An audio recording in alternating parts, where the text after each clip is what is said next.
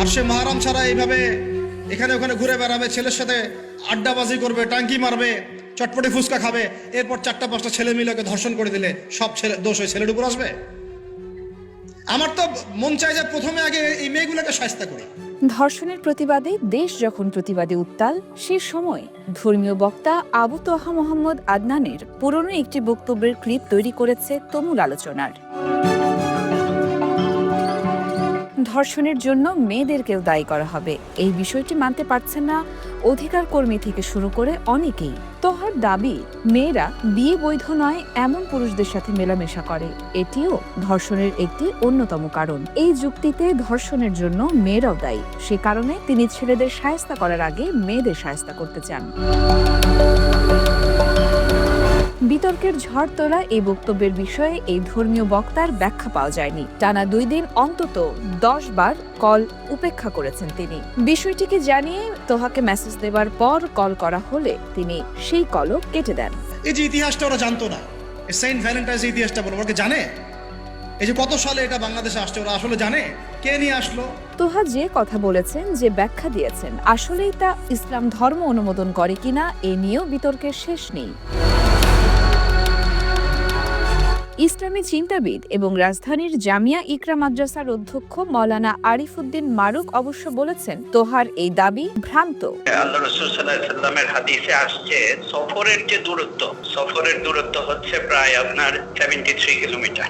এই দূরত্বে ওই মাহরাম ছাড়া সফর যেন না করে, এটা হাদিসে বলা হয়। সফরের দূরত্ব যদি হয় তাহলে সফর না করার জন্য বলা হয়।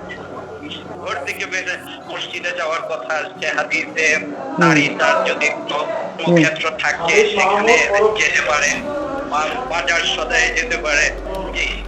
ঢাকা বিশ্ববিদ্যালয়ের উইমেন অ্যান্ড জেন্ডার স্টাডিজ বিভাগের অধ্যাপক তানিয়া হক অবশ্য ধর্মীয় ব্যাখ্যার দিকে যেতে চান না। তিনি তোহার বক্তব্যকে দেখছেন ফৌজদারি অপরাধ হিসেবে। যে কথাটা বলেছেন যে এটা যে কোনো সময় এটা করা যায়, মানে এইটা হলে এইটা করা যায়, ওটা তো কোনো সময়ই করা যায় না, রাইট? মানে ডেট কি এটাকে একটা বৈধ জায়গা না যে এই টাইমে বের হইলে এটা করা উচিত। তো আমার ওখানে কোথাও লেখা আছে, এটা একদম পুরো আমার মানে আমি মানে আপনার কথা শুনে বেশ কি বলবো, বা খারাপ হয়ে গেছি, বা খারাপ।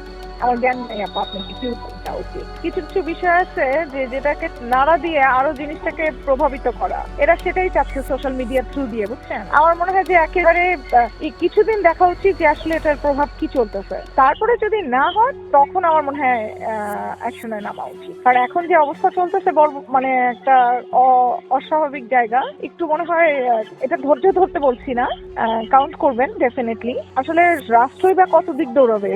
আমাদের মতো মানুষরা যদি নিজেরা বিবেকহীন হয়ে যাই, রাষ্ট্র কত জায়গায় দৌড়াইতে পারে। তোহা এককালে ক্রিকেটার ছিলেন, পরে ধর্মে ঝুঁকেছেন এবং বেশ জনপ্রিয়তা পেয়েছেন। তার দাবি, মাহরাম বা যার সাথে বিয়ে বৈধ নয় এমন পুরুষ সঙ্গী ছাড়া মেয়েদের বের হওয়ার বৈধতা নেই। মেয়েদের মঙ্গল হয় ঘরে থাকলে। শুধুমাত্র এই দিবসে শুনেন, আর এগুলো বলতে চাইনি, আমি বলতে বাধ্য হচ্ছি। তোহাকে নিয়ে বছর 4 আগেও তোলপাড় হয়েছিল। 2021 সালের জুনে ঢাকা থেকে 3 সঙ্গী সহ তিনি নিখোঁজ হন। 8 দিন পর তাকে গাইবান্ধার গোবিন্দগঞ্জের একটি বাড়ি থেকে উদ্ধার করা হয়। পুলিশ জানায়, 2 স্ত্রী নিয়ে বিরোধের জেরে তিনি নিজেই এক আত্মীয়ের বাসায় লুকিয়েছিলেন। আমাদের কাছে আদনান আছে, আমরা তার সন্ধান দিব।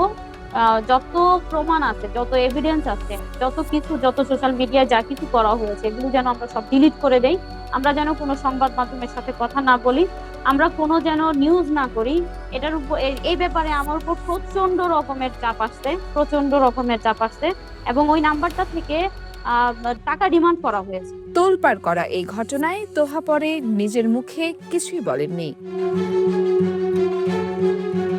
ইয়োরমা শায়ের জাহান, দেশকাল নিউজ।